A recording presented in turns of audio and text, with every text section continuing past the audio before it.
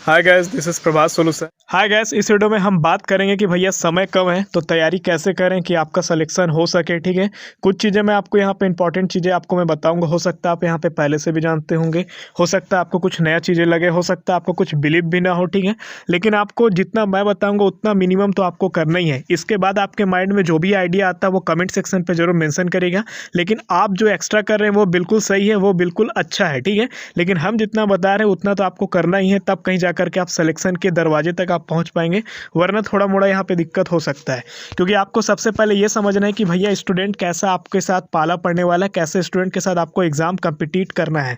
कहने का मतलब वो है जो पहली बार 12वीं पास किए हैं और पहली बार उनको अभी अचानक पता चला है कि भैया इंजीनियरिंग में एडमिशन के लिए CGPT का एग्जाम देना पड़ता है, पॉलिटेक्निक के लिए PPT का, नर्सिंग में जाने के लिए प्री BSc नर्सिंग देना पड़ता है। ठीक है, फार्मेसी में जाने के लिए PPST का। ठीक है, आधे लोग तो अपने फ्रेंड सर्कल को देख करके ही फॉर्म फिलअप कर रहे होंगे कि भैया तय भरा तो मैं भी भर देता हूँ। ठीक है, लेकिन यहाँ पे ये आपको देखना है कि दो तरीके के स्टूडेंट हैं, जो यहाँ पे फ्रेशर है, फ्रेशर माइंड है जिनको, और एक आपका एक्सपीरियंस माइंड। वैसे स्टूडेंट जिनका पिछले साल सिलेक्शन नहीं हुआ या उससे पिछले साल सिलेक्शन नहीं हुआ, या जो 1-2 साल से कोचिंग कर रहे हैं, सेल्फ स्टडी कर रहे हैं, तो इन दो तरह के स्टूडेंटों का आपका सामना होना है। ठीक है, दोनों तरह के स्टूडेंट से सामना होना है। तो कॉम्पिटिशन यहाँ पे आप समझ सकते हो अपने हिसाब से कि यहाँ पे क्या होने वाला है। कॉम्पिटिशन उनके साथ है जो बच्चे नीट का तैयारी कर रहे हैं, कॉम्पिटिशन उनके साथ है जो बच्चे JEE का तैयारी यहाँ पे करके यहाँ पे एग्जाम वगैरह दे करके जो आने वाले हैं। ठीक है, तो उनके बीच कंपटीशन है। आधे से ज़्यादा यहाँ पे फॉर्म आपको कैसा मिलेगा कि अपने फ्रेंड सर्कल को देख करके इंस्पायर होने के बाद फॉर्म भरे हैं। ठीक है,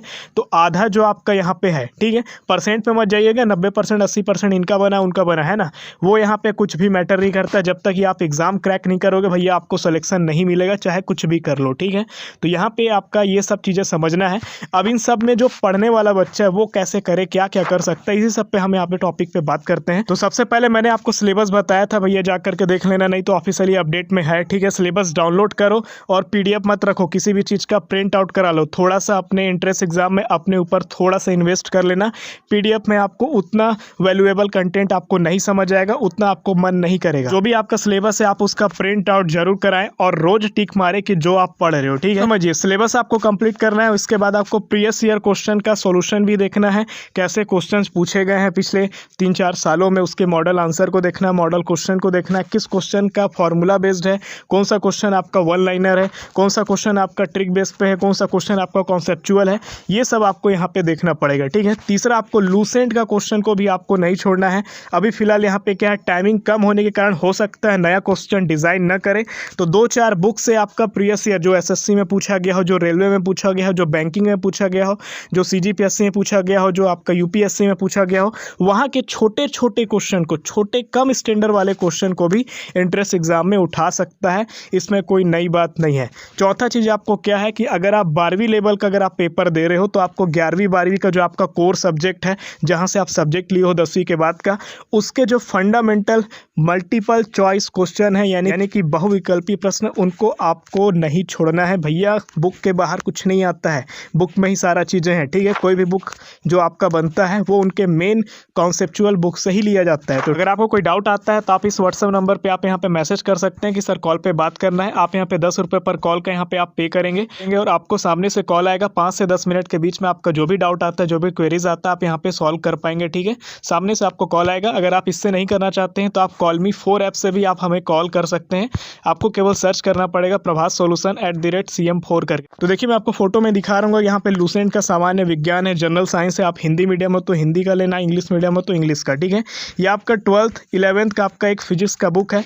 यहाँ पे मैं आपको समझाने की कोशिश कर रहा हूँ, और यहाँ पे मैंने जो आपको प्रीवियस ईयर और एक सिलेबस के लिए बुक बोला था, ठीक है, जिसका मैंने लिंक भी आपको डिस्क्रिप्शन में दिया था। वीडियो के डिस्क्रिप्शन में भी मैं आपको लिंक दे दूंगा। अगर आपने बुक अभी तक परचेस नहीं किया है तो भैया PDF के चक्कर में मत रहो, ऑफलाइन घर पे ला करके अपने हाथ से खोल करके पढ़ो, क्योंकि आपका सिलेक्शन अगर नहीं हुआ और आपके फ्रेंड का सिलेक्शन हो गया तो आपको बड़ा अखड़ेगा। क्योंकि अगर आपका सिलेक्शन नहीं हुआ तो आपको उतना नहीं खेलेगा जितना आपका फ्रेंड का सिलेक्शन अगर हो जाता है। तो आपने 3 इडियट्स में कहावत भी सुना होगा ना, कि ह्यूमन बिहेवियर के बारे में बताया जाता है कि भैया आदमी उस समय ज़्यादा उदास हो जाता है जब उसका दोस्त टॉप कर जाता है। सेम यहाँ पे यही चीज़ है कि आपको अपने दोस्त के साथ कम्पिटिट करना ही है। ठीक है, अगर वो तैयारी नहीं कर रहा है तो आप मत करो, ऐसा वाला कम्पिटिट नहीं करना है।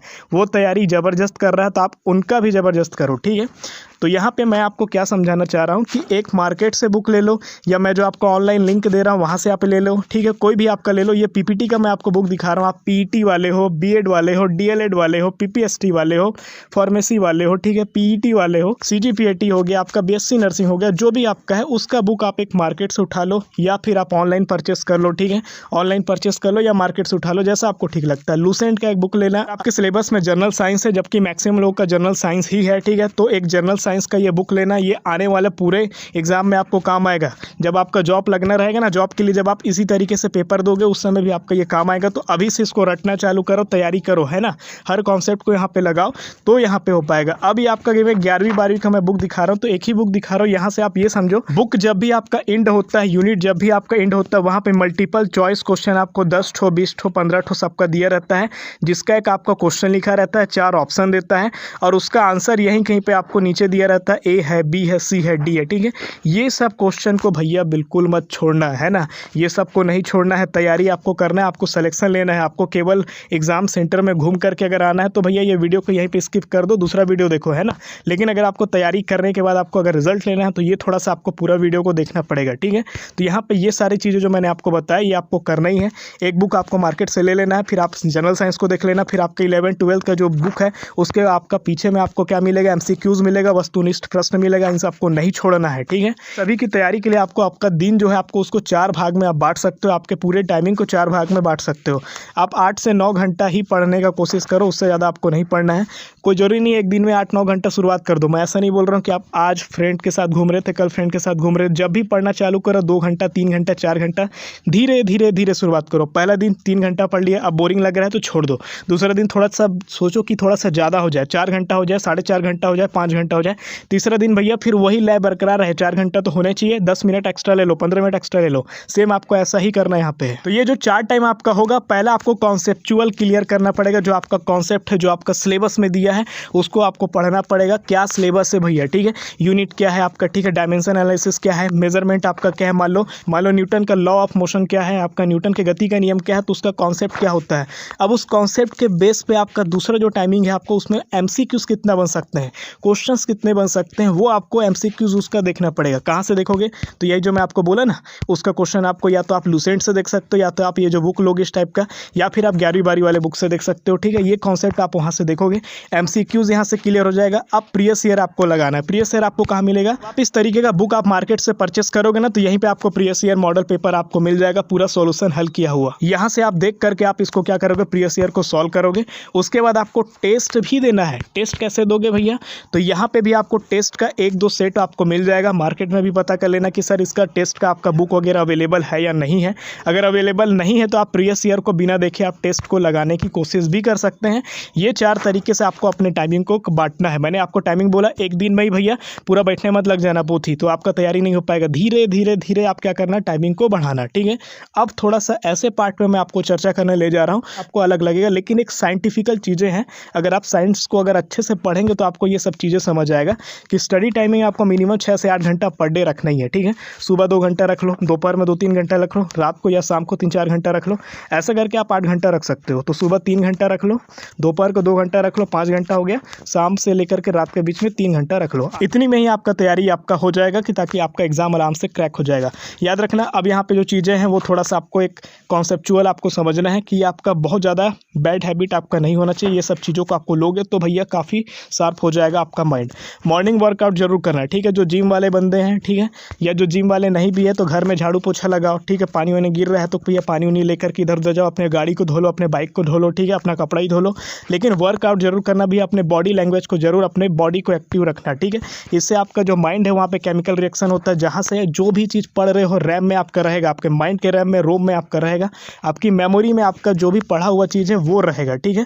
स्लीपिंग को भैया कॉम्प्रोमाइज़ फिलहाल एग्जाम तक तो मत करना कि 2 घंटा 3 घंटा ही सो रहे हो। 5 घंटा 6 घंटा 7 घंटे का नींद पूरा लेना, वरना जो आप इतना पढ़ रहे हो सब सफाचट हो जाएगा, टेंशन में रहोगे। फनी मोमेंट में खुश रहोगे, हैप्पीनेस रहोगे तो सीखते जाओगे, आपका माइंड फ्री रहेगा। जितने भी आप चीज़ों को पढ़ोगे तुरंत आपका माइंड उसको सेटल कर लेगा, ठीक है। तो भगवान से प्रे आप जरूर करना, गॉड से जरूर आप प्रे करना, अल्लाह से जरूर आप प्रे करना कि आपकी तैयारी को आपको सफल बनाए, ठीक है, करियर को ग्रोथ मिल सके और आप स्मूथ चेंज करना अपनी रूटीन को।